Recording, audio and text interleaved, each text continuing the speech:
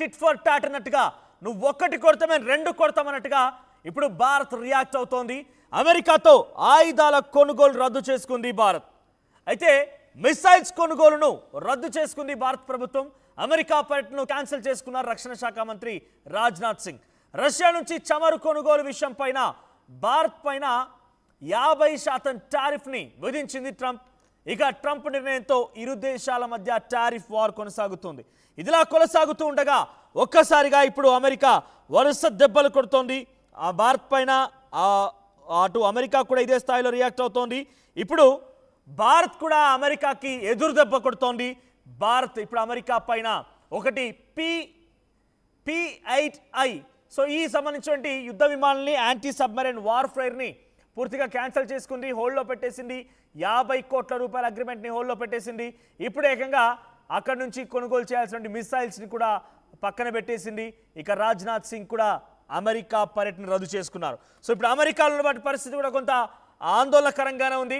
అమెరికాలో ఉన్నటువంటి మన ఇండియన్స్ పరిస్థితి కూడా కొంత ఆందోళనకరంగానే ఉంది. బికాస్ ఇప్పుడైనా ఇండియన్స్ పైన చాలా కుట్రలు పన్నుతున్నారు, కుయుక్తులు పన్నుతున్నారు. ఏదేమైనా సరే మనల్ని అణచివేయాలి, పూర్తిగా మనల్ని కంట్రోల్ చేయాలి, తొక్కి పెట్టాలని ఒక దుర్మార్గమైనటువంటి ఆలోచనతో డొనాల్డ్ ట్రంప్ ఉన్నారు. The center has put on hold of its planes to procure from US. So US నుంచి వచ్చేటువంటి ఆ ప్లేన్స్ ప్రొక్యూర్మెంట్ని హోల్డ్లో పెట్టింది.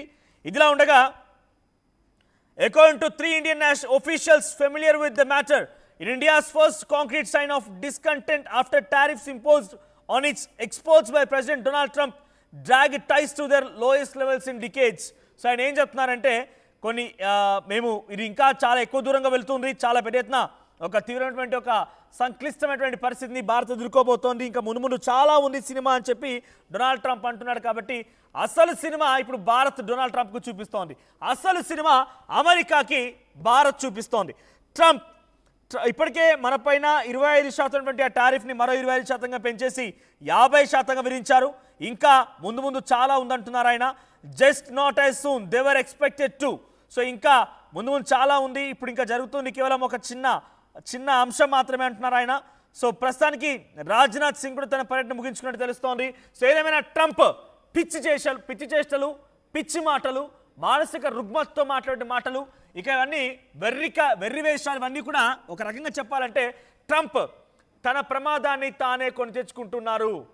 భారత్తో డెఫినెట్గా ప్రమాదం అనేది అని తెలియాలి, అటువంటి అవసరం కూడా ఉంది. బికాస్ మనం డైరెక్ట్గా యుద్ధపరంగా ఎదుర్కోలేకపోవచ్చు, కానీ ఆయనని ఇటువంటి విషయాలపైన మనం ఏదైతే ఒప్పందాలు కుదుర్చుకున్నామో లేకపోతే ఇంకేదైనా చేసామో అమెరికా అగ్రరాజ్యం అని చెప్పి వారిని ఫ్రెండ్షిప్గా భావించి అమెరికా అధ్యక్షుడు డొనాల్డ్ ట్రంప్ని మంచివాడు అనుకుని అంతా కొన్ని రోజుల పాటుగా ఈ యొక్క బిజినెస్ని రన్ చేశామో ఆ బిజినెస్ ఇప్పుడు సెట్ బ్యాక్ చేయాల్సిన అవసరం కూడా ఉంది.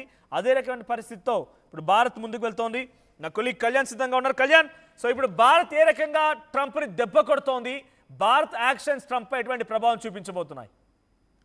మనోజ్, కరెక్ట్ గా మనం మాట్లాడుకోవాలనుకుంటే కనుక ఖచ్చితంగా అమెరికా ట్రంప్ స్టార్ట్ చేశాడు, కానీ మనం రణరంగానికి ముందుకెళ్ళిపోతున్నాం. మనం దాన్ని యుద్ధ పేరుగా మార్చుతున్నాం. ఒక దెబ్బ తర్వాత ఒక దెబ్బ అమెరికాకు కొడుతూనే కంటిన్యూస్ గా వాళ్ళకి చుక్కలు చూపిస్తున్నాం అని చెప్పుకొని రావాలి. మనం ఏదైతే ఇంతకుముందు ఆల్రెడీ డిస్కషన్స్ అయినాయి మోదీతోని, ఎక్విప్మెంట్స్, మిలిటరీ వెపన్స్ కావచ్చు, ఎక్విప్మెంట్స్ కావచ్చు, ఇవి కొనుగోలు, దాంతో పాటు కలిసి వాటిని బిల్డ్ చేసే ప్లాన్ ఏదైతే ఉండే ఆ ప్లాన్స్ ని కూడా పక్కన పెట్టేస్తూ చాలా క్లియర్ గా ఇప్పుడు ఏవైతే మార్నింగ్ కూడా మనం చూస్తే కనుక బోయింగ్ కి సంబంధించి 50,000 కోట్లకు సంబంధించిన ఒక డీల్ ని కూడా పక్కన పెట్టడం జరిగింది. సో అసలు మన నుంచి అమెరికాకి జరిగే బిజినెస్ ఎక్కువ అనేది ఇప్పుడు మనం చేస్తున్న ఒక్కొక్క స్టెప్, మనం తీసుకుంటున్న ఒక్కొక్క స్టెప్ తోని చాలా క్లియర్ స్టేట్మెంట్ వెళ్తుంది ట్రంప్ కి. ట్రంప్ ఏదైతే 25%, దాని తర్వాత మళ్ళీ 25% టారిఫ్స్ తీసుకొని వస్తున్నా అని చెప్పి ఆయన ఏదో ప్రెషర్ పెట్టగలుగుతానని చెప్పేసి ఆయన ఏదైతే ప్లాన్ చేశాడో అది వర్కౌట్ అవ్వట్లేదని చాలా క్లియర్ గా తెలిసిపోతుంది. మాస్కోకి యాక్చువల్ గా అమెరికాకి మన డిఫెన్స్ మినిస్టర్ రాజ్నాథ్ సింగ్ కూడా వెళ్లాల్సింది ఉండే ఈ డీల్ ని కన్ఫర్మ్ చేయడానికి. కొన్ని రోజుల క్రితమే దీని గురించి మోదీ కానీ లేకపోతే ట్రంప్, ఇండియా అమెరికా రెండు దీని మీద డిస్కషన్స్ చేసుకునే బయలాటరల్ డిస్కషన్స్ అయిపోయిన తర్వాత కన్ఫర్మేషన్ అయిపోతుంది. ఇంకా రాజ్నాథ్ సింగ్ ఏంటి ఈ డీల్ ని క్లోజ్ చేస్తారన్న సమయానికి ట్రంప్ ట్యాక్సెస్ వేసాడు, ఆయన యుద్ధాన్ని స్టార్ట్ చేశారు. కానీ మనం నెక్స్ట్ లెవెల్లో దాన్ని నెక్స్ట్ లెవెల్ కి తీసుకెళ్లిపోతున్నాం అని చెప్పి చాలా క్లియర్ గా తెలుస్తుంది. బోయింగ్ డీల్ కావచ్చు, లేకపోతే ఈ వెపన్స్ డీల్ కావచ్చు, ఈ డీల్స్ అన్ని కూడా తుంగలో తొక్కేస్తున్నారు మనోళ్ళు. ఖచ్చితంగా ట్రంప్కి చుక్కలు చూపించడం అనేది దీంతోనే పూర్వం అయిపోతుంది. రానున్న రోజుల్లో ఇంకా ఆంక్షలు కూడా ఏమన్నా తీసుకొచ్చే అవసరం ఉంటే ఖచ్చితంగా భారత్ కూడా దానికి ఖచ్చితంగా వాళ్ళకు కూడా ఆంక్షలు తీసుకొచ్చే ప్లాన్ కూడా ఉంది. ఒక పక్కన మోదీ స్టేట్మెంట్ మనం నిన్న మొన్న కనుక మోదీ స్టేట్మెంట్ చూస్తే కనుక నా దేశ రైతుల కోసం, నా దేశ ప్రజల కోసం నేను అన్నిటికీ సిద్ధంగా ఉన్నా, దేనికైనా రాజీ పడేదే లేదు, రణరంగానికి అన్నిటికీ సిద్ధంగా ఉన్నా అని చాలా స్ట్రాంగ్ గా కూడా ఆయన కూడా ఒక మెసేజ్ ఇచ్చినట్టు మనకు 1-2 డేస్ బ్యాక్ ఆయన ఏదైతే మీడియాతో మాట్లాడాడో దాంట్లో కూడా చాలా క్లియర్ స్టేట్మెంట్ ఉంది. బట్ రానున్న రోజుల్లో ఏం జరుగుతుందని కొంచెం సస్పెన్స్ ఉంది. అంటే ఇప్పుడు ఆయన స్టార్ట్ చేశాడు కానీ మనం నెక్స్ట్ లెవెల్ కి తీసుకెళ్లిపోయినాం. ఇప్పుడు మరి ట్రంప్ ఇంతకుముందు గతంలో చూస్తే కూడా కొన్ని ఇలా టారిఫ్స్ చేస్తాడు, తర్వాత తగ్గిపోయాడు, తర్వాత వెను తీసుకున్న పరిస్థితి కూడా ఇంతకుముందు ఉంది కదా. కాబట్టి రానున్న రోజుల్లో మరి ఇండియా మీద ఏదైతే ఇప్పుడు 50% ట్యాక్సెస్ వేసాడో అవి కూడా వెనక్కి తీసుకునే ఛాన్సెస్ కూడా ఖచ్చితంగా ఉంటాయి. ఎందుకంటే మనం చేస్తున్న పనులను చూస్తే ట్రంప్ కూడా షాక్ తగులుతుంది, ఆయన కూడా మర్చిపోతుంది, రాత్రులు నిద్ర పట్టకపోవచ్చు. మనోజ్ రైట్ కళ్యాణ్, సరైన డొనాల్డ్ ట్రంప్ కి వరుస షాక్లతో మోదీ ఆయన్ని బెంబేలెత్తిస్తున్నారు. అయితే బహుశా టు మై నాలెడ్జ్ కొంత మనం నిజంగానే భారతీయులుగా గర్వంగా మాట్లాడుకుంటే కనుక మన భారత్ పాకిస్తాన్ పైన యుద్ధానికి దిగినప్పుడు పాకిస్తాన్తో యుద్ధం చేస్తున్న క్రమంలో మన దగ్గర ఉన్న ఇండిజినియస్ వెపన్స్ కానివ్వండి, మనం ఎదుర్కొనే తీరు కానివ్వండి, బహుశా డొనాల్డ్ ట్రంప్ వైట్ హౌస్లో కూర్చునే చెమటలు కక్కారేమో. మనం ఎప్పటికైనా అమెరికాతో పోటీ పడుతున్నాం, ఎప్పటికైనా పోటీ పడే అవకాశం ఉంది. అవసరమైతే వాళ్ళేమో ఇతర దేశాలపై ఆధారపడి కుట్రలు కుయుక్తులు చేసి ఏదో రకంగా దోపిడీ గురి చేసి వాళ్ళంతా స్వలాభం పొందుతున్నారు. కానీ భారత్ మాత్రం ఒకటే, స్వయంగా తమ దగ్గర నాలెడ్జ్తోని, తమ దగ్గర ఇండిజినియస్ అంశాలతోని. ఇక్కడ నేను మళ్ళీ చెప్తున్నాను, భారతదేశంలో రాజకీయంగా ప్రస్తావన వస్తే రాజకీయంగా విభేదించడాలు, రాజకీయంగా చర్చ ఉంటే ఉండొచ్చు. కానీ ఎప్పుడైతే ఇతర దేశం భారత్పై దాడి చేసే ప్రయత్నం చేస్తుందో అందరం కూడా యునైట్గా ఉండాల్సిందే, అందరం కూడా కలిసికట్టుగా పోరాడాల్సిందే. అయితే భారత్లో ఉన్నటువంటి ఒక గొప్పతనం ఏంటంటే మనం చాలా సంస్కృతిబద్ధంగా, సాంప్రదాయబద్ధంగా ఎవరికి నొప్పించకుండా మనంతటా మనమే కష్టమైన సుఖమైన మన దాంట్లో మనమే తలదాచుకొని కొన్ని అద్భుతమైనటువంటి అంశాలని మనం లేవెత్తున్నాం. అది శాటిలైట్ విషయంలో కానివ్వండి, లేకపోతే రకరకాలుగా ఏదైనా కూడా ప్రపంచ దేశాల్లో పోటీ, ఏకంగా అమెరికాతోనే పోటీ పడే విధంగా మన ప్రయత్నాలు ఉంటూ ఉన్నాయి. కాబట్టి ఇవన్నీ నొచ్చుకోలేకపోతున్నాడు, సహించలేకపోతున్నాడు డొనాల్డ్ ట్రంప్.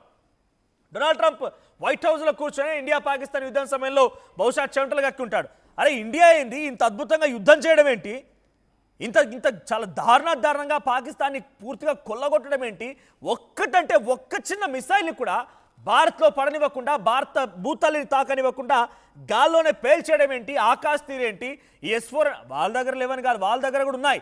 కానీ ఇవన్నీ కూడా ఇండిజినియస్గా భారత్ రూపొందించినటువంటి అస్త్రాలు. కాబట్టి వీటన్నిటిని చూసి నివ్వరపోయి ఉంటాడు, చెమటలకు ఎక్కేసి ఉంటాడు. సో ఈ నేపథ్యంలో డొనాల్డ్ ట్రంప్ ఎప్పటికైనా భారత్ పోటీగా వస్తుందనేటువంటి ఒక భావనలో ఉన్నాడు. కాబట్టి రష్యా బూచిగా చూపించి అటు రష్యాను అణిచివేయడం, మరోవైపుగా భారత్ని తొక్కిపెట్టడం, ఈ ప్రయత్నాలు కొనసాగిస్తున్నాడు. సో ఒకవైపు భారత్ని తొక్కిపెట్టే ప్రయత్నం కానివ్వండి, ఇంకోవైపుగా రష్యాపై చేసినటువంటి ఆ అంతర్యుద్ధం కానివ్వండి, అంటే రష్యా పైన చేసినటువంటి కుట్రలు కుయుక్తులు కానివ్వండి, ఇవి రెండు కూడా మోడీకి ప్రమాదమే. ఒకటి రష్యా, మనం డైరెక్ట్గా 1-on-1గా ఎదుర్కోలేకపోవచ్చు, కానీ రష్యాగా సత్తా ఉంది.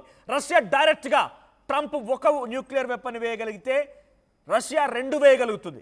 రష్యా పూర్తిగా అమెరికాను అవసరమైతే నిజంగా రష్యా తలుచుకుంటే చిత్తు కింద చేయగలదు, అంతటి సామర్థ్యం కూడా ఉంది. కానీ ఎప్పుడైనా కూడా గుర్తుపెట్టుకోండి, 2 అగ్రరాజ్యాల మధ్య డైరెక్ట్ యుద్ధం ఉండదు.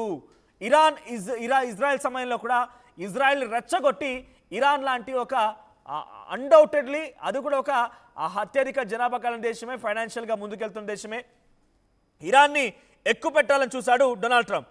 కానీ ఇప్పుడు ఉక్రెయిన్తోని రష్యాని ఎక్కుపెట్టాలనుకుంటున్నాడు, కానీ ఉక్రెయిన్ కంటే సామర్థ్యం లేదు, అందుకే డైరెక్ట్గా రంగంలో దిగాల్సి వచ్చింది. ఇప్పుడు నెక్స్ట్ భారత్ని కూడా టార్గెట్ చేస్తున్నాడు, భారత్ పైన కూడా ఈ రకంగానే కుట్రలు కుయుక్తులు పన్నుతున్నాడు. అందుకే పాకిస్తాన్ పిచ్చి కుక్కల్ని, ఆ హౌలగాలని దగ్గర తీసి ఆ కాళ్ళ దగ్గర పెట్టుకొని కుక్కల్లాగా దగ్గర తీసుకొని చీరదీసి ఆ కుక్కల్ని పెంచి పోషిస్తున్నాడు.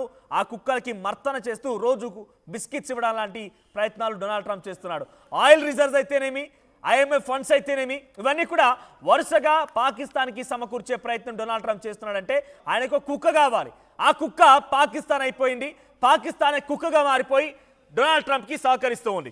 ఇలా కొనసాగుతూ పోతూ ఉంటే డెఫినెట్గా ఏదో ఓ రోజు ఈ మ్యాడ్ మ్యాన్కి డెఫినెట్గా స్క్రూ రూల్స్ అయిపోయింది కాబట్టి ఆ స్క్రూని టైట్ చేసే అవకాశం అయితే ఉంటుంది. అది ఎప్పుడు ఎలా ఏ విధంగా జరుగుతున్నది కొంత వేచి చూడాలి. ఇరాన్ హెచ్చరించే తీరు చూసారు కదా. డొనాల్డ్ ట్రంప్ అయితే ఏంటి, ఎవడైతే మాకేంటి, మాపై దాడి చేస్తే మేము కూడా దాడి చేస్తామని ముందుగా దాడి చేసింది. ఆ తర్వాత ఏదో ఒక కారణంగా ఏదో బూత్ చూపించి ఏదో రకంగా ఆశ చూపించి ఏదో రకంగా భయానో నయానో బెదిరించి ఆఖరికి వస్తే యుద్ధానికి సంబంధించి సీజ్ ఫైర్ అండర్స్టాండింగ్ తీసుకురాగలిగారు. కానీ రష్యా ఉక్రెయిన్ విషయంలో ఎందుకు అవ్వడం లేదనంటే రష్యా చాలా క్లియర్గా చెప్తోంది, ట్రంప్ అయితే ఏంటి ఎవడైతే నాకేంటి, నేను ఇంటెన్షనల్గా ఉన్నాను, నాపైన దాడి చేస్తే తప్పకుండా ప్రతీకార దాడికి తెగబడతాను, నాపై దాడి చేస్తే తప్పకుండా నేను ఎదురు దాడి చేస్తానన్న మాట చెప్పుకొస్తున్నాడు రష్యా అధ్యక్షుడు పుతిన్. కాబట్టి రష్యా ఎట్టి పరిస్థితుల్లో ట్రంప్ చెప్పినా లేకపోతే మోడీ వెళ్ళి యుద్ధాన్ని ఆపమని చెప్పినా రష్యా అధ్యక్షుడు ఆపడు. బికాస్ ఉక్రెయిన్ దాడి చేస్తే మేము దాడి చేస్తాం, ఉక్రెయిన్ దాడి చేయకపోతే మేము కూడా సైలెంట్గానే ఉంటామని చెప్తోంది. కాబట్టి ఉక్రెయిన్ ఆపండి. నిజంగా డొనాల్డ్ ట్రంప్ నువ్వంతా గట్స్ ఉంటే, నువ్వంతా ఒక రకంగా చెప్పాలి, if you are strong enough to be a man, if you are strong enough to be a man, నువ్వు ఉక్రెయిన్ యుద్ధం నుంచి యుక్రెయిన్ యుద్ధం చేయడాన్ని ఆపేసాయి, యుక్రెయిన్ రష్యాపై దాడి చేసే విధానాన్ని ఆపేసాయి. లేదు నేను ఆపను, ఉక్రెయిన్కే సపోర్ట్ చేస్తానంటే దమ్ముంటే రష్యాతో తగబడి చూడు, రష్యాతో తలపడి చూడు, రష్యాతో డైరెక్ట్గా యుద్ధంలోకి దిగి చూడు. ఆయనకు భయం ఏంటంటే డైరెక్ట్గా రష్యాలోకి యుద్ధంలోకి దిగితే కిమ్ వస్తాడు. రష్యా అధ్యక్షుడు పుతిన్ కూడా చాలా స్ట్రాంగ్గా ఉన్నాడు. అటో ఇటో డైరెక్ట్ ఆర్ ఇండైరెక్ట్గా ఇండియా సహకరిస్తోంది, చైనా కూడా సహకరించే అవకాశాలు ఉన్నాయి. ఇస్లామిక్ దేశాలు మొత్తం కూడా రష్యా వైపు నిలబడిపోయి రష్యాకు సపోర్ట్ ఇచ్చే అవకాశం కూడా ఉంది. ఇవన్నీ ఎందుకు, గోరుతో పోయేదాన్ని గొడ్డల్లాగా తీసుకురావడం ఎందుకని చెప్పి ఇష్టం ఉన్నట్టుగా టారిఫ్లు పెంచడాలి. ఆయనకు తెలిసిందల్లా ఒకటే, టారిఫ్ పెంచడాలు, పిచ్చి పిచ్చిగా మాట్లాడాలు, ఏది పడితే నోటికి వచ్చినంత మాట్లాడేసి ఇతర దేశాలని కొంత మానసిక ఆందోళన గురి చేయాలి. ఆయన ఒక మానసిక రుగ్మతతో బాధపడుతున్నాడు, మెంటల్లీ రిటార్డెడ్ పర్సన్గా కనబడుతున్నాడు. పైపెచ్చు ప్రపంచ దేశాలు మొత్తం అలాగే ఉండాలనుకుంటున్నాడు. ఆయన ఏం స్టేట్మెంట్ పాస్ చేస్తారంటే డైరెక్ట్గా ఇతర దేశాలు ఏవైతే ఉన్నాయో చెప్తున్న మాట వినండి, లేదనంటే మీ మీద ఈ రకంగా టారిఫ్ వేస్తాను, ఇదొక మాట. ఆ తర్వాత నయానో భయానో బెదిరించి మిమ్మల్ని ఆశ చూపాలి, మీకు అది ఇస్తాను ఇది ఇస్తాను ఆశ చూపాలి, అది కాదు కుదరదు అనుకుంటే మళ్ళీ ఈ రకంగా భయపెట్టాలి. ఇవన్నీ పక్కన పెడితే ఆయన ప్రెస్ కాన్ఫరెన్స్లో తన ప్రెస్ సెక్రటరీ కెర్లిన్ ఏం చెప్తోందనంటే చాలా క్లియర్గా వారానికో యుద్ధం ఆపాడట ఈ యొక్క వ్యక్తి. 78 ఏళ్ళ వయసున్నటువంటి ట్రంప్ వారానికో యుద్ధాన్ని ఆపాడట. ఇరాన్పై దాడి చేస్తున్నవారు ఇదే డొనాల్డ్ ట్రంప్ కాదా? డైరెక్ట్ ఇప్పుడు రష్యాపై టార్గెట్ చేసి దాడి చేస్తున్నవారు డొనాల్డ్ ట్రంప్ కాదా? చైనాపై టారిఫ్ వార్ని కొనసాగించినవారు డొనాల్డ్ ట్రంప్ కాదా? ఇదే ట్రంప్ భారత్పై ఒక రకంగా అంతర్యుద్ధాన్ని, భారత్లో ఒక అలజడి సృష్టించే విధంగా ఏదో రకంగా చర్యలతో, మాటలతో, సూటిపోటు మాటలతో, పిచ్చి పిచ్చి చేష్టలతో భారత్తో అంత ఒక రకంగా సైలెంట్ కోల్డ్ వార్ దిగినట్టు కాదా? ఇవన్నీ ఆపడమా? యుద్ధాన్ని ఆపడే తీరు ఇదేనా? ప్రపంచ శాంతి బహుమతి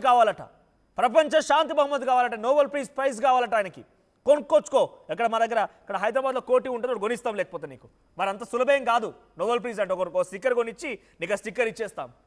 దేశాలకి యుద్ధాలు పెట్టేది నువ్వు, ఆయుధాలను నమ్ముకునే నీకు కమర్షియల్గా బిజినెస్ పాటించేది నువ్వు, ఇష్టం వచ్చినట్టుగా ప్రవర్తించేది నువ్వు. మళ్ళీ భారత్తో ఈ రకంగా ప్రవర్తించి మళ్ళీ నోబెల్ ప్రైజ్ శాంతి బహుమతి కావాలని కోరుకునేది నువ్వు.